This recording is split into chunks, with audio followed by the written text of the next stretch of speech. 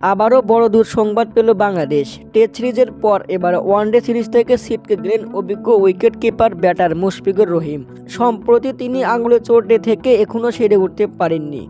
Windies বিপক্ষে পুরো সিরিজে খেলতে না পারলেও এনসিএল টি-20 দিয়েই মাঠে ফিরবে মুশফিক। এদিকে টাইগার ক্যাপ্টেন নাজমুল হোসেন শান্তর চোট উন্নতির দিকে। কুস্কির চোটের কারণে ওয়েস্ট ইন্ডিজের বিপক্ষে টেস্ট সিরিজ থেকে ছিটকে গেছেন তিনি। তবে ওয়ানডে সিরিজে ফিরতে পারেন শান্ত।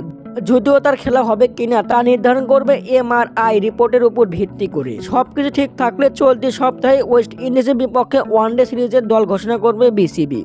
এদিকে আবারও দেশের ক্রিকেট পাড়ায় গুঞ্জন উঠেছে সাকিব ফিরেছে।